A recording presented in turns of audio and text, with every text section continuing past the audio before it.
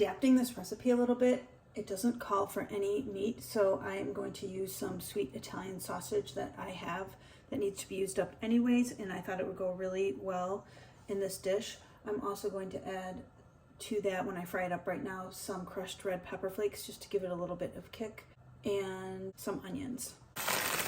The onions I have are just from my garden. I had chopped these up and froze them this season, so just thought I would put them to good use today. Little salt, pepper, and the crushed red pepper flakes that I talked about a minute ago.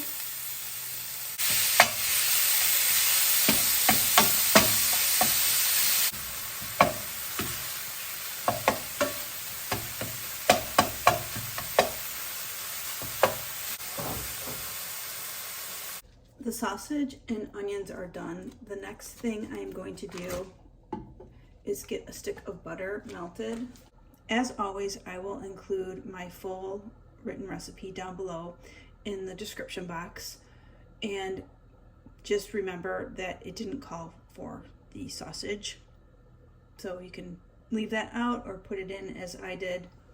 We can see at the end of this whole thing what I think of the dish, and then you can go from there.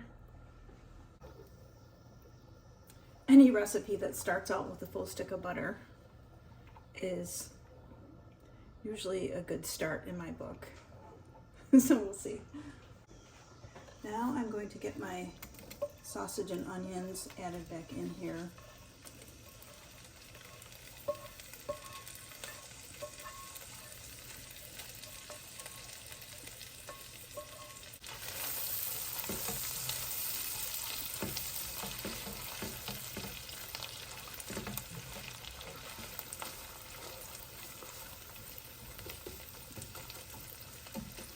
The recipe calls for spinach. I am using Swiss chard because I have it in my freezer because I grow up my garden, and then I package it up and preserve it in my freezer for recipes like this. But feel free to use spinach or whatever kind of green you like.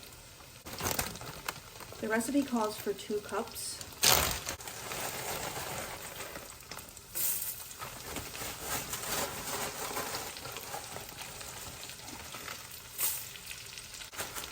You know what? I'm going to live on the wild side. Adding all of it. A bunch of chopped garlic.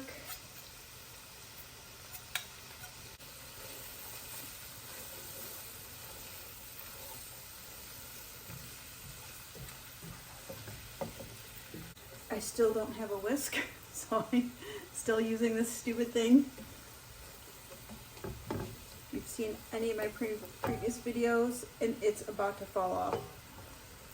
I've said it before, do not buy these. These come apart, don't get them.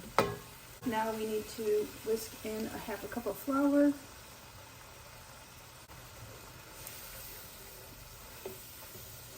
That's equal parts butter and flour, as usual.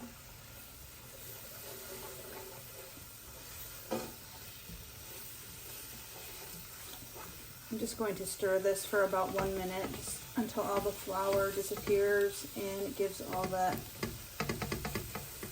raw flour a chance to cook off.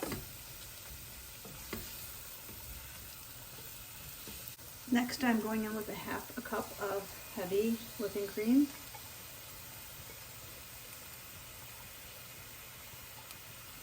And a blend of spices. I will link this down below in the description box, but it is nutmeg, cloves, red pepper flakes, and I'm using poultry seasoning, but you could also use sage.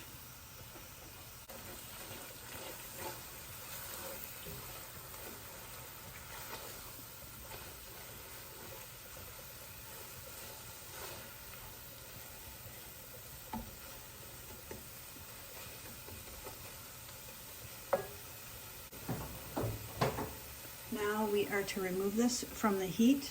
Now we need to add in a can of pumpkin.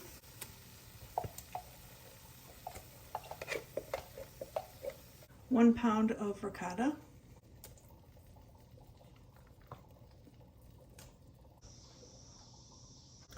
And the recipe says to fold this in.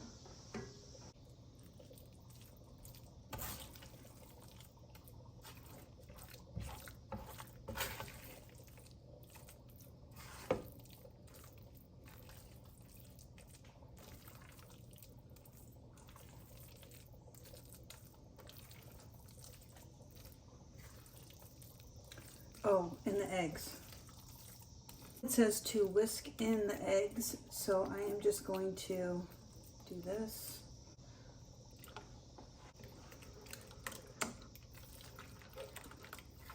This seems so weird.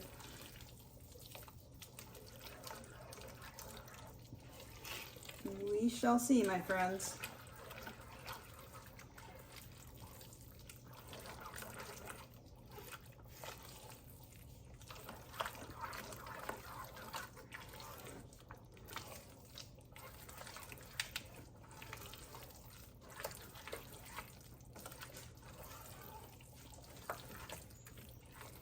Okay, here's our mixture.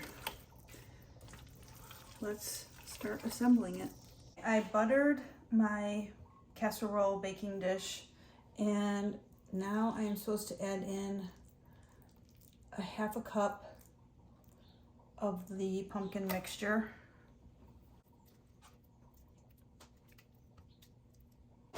This recipe comes from Kroger, and their recipe uses these oven-ready lasagna sheets. I don't normally use these, but I'm giving them a try. So we are supposed to layer. I'm just gonna put 3 down. Some more of the mixture.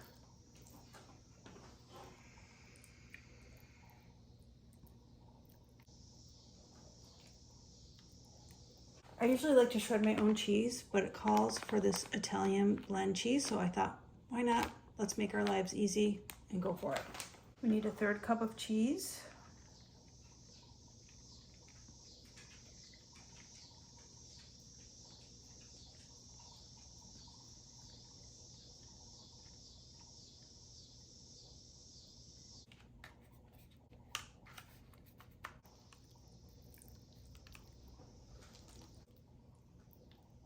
If this turns out, it is going to be the best, coziest fall meal ever.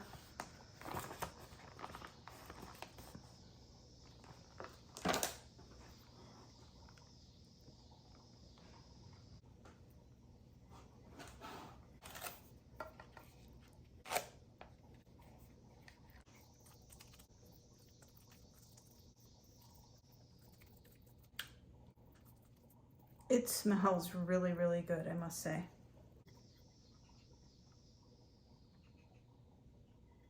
I've kind of lost track on how many times I'm supposed to do this, but I have more noodles left. And now we are supposed to finish with this pumpkin ricotta mixture on top and the cheese. So that makes sense.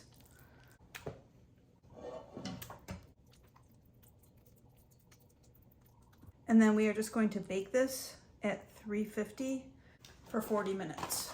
I'm not sure if I'm supposed to use all of this cheese. Seems like a lot.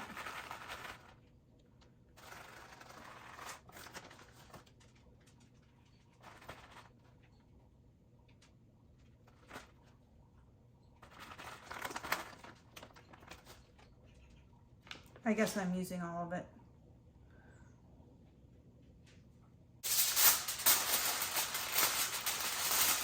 We'll be back. This goes into the oven for 40 minutes, and then you uncover it and bake it an additional 15 to 20 minutes so that it gets nice and golden brown on top. And that is what I did, and it turned out so good. It smells really, really good. Here we go.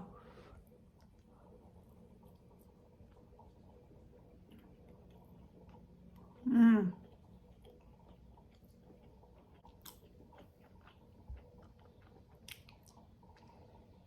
Wow, that is such a cozy fall meal. Really, really good.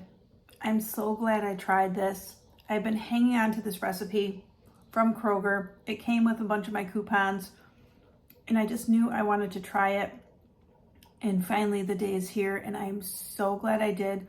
I love the little hint of the red pepper flakes. It gives it just a tiny bit of a kick, which I always love. You could leave that out if you don't like spicy, but all those fall flavors, and the cheese is just a perfect combination. I'm really glad I added the sweet Italian sausage. You could take it or leave it depending on your preference. If you wanted to leave this a vegetarian dish, you could leave it out, but I'm really glad I added it. I really like the flavor. This is divine. It would be a great recipe to serve to company for fall, or just for your family for a Sunday dinner. It is perfection. So cozy, so comforting. The flavors just, it's just like warm. I don't know how else to describe it. I just want to say thanks for joining me in the kitchen today. I hope you enjoyed it. If you did, I can pop another video right here for you to check out between now and my next upload. Please subscribe to my channel. Give this video a thumbs up. I upload every other day, and I can't wait to see you next time.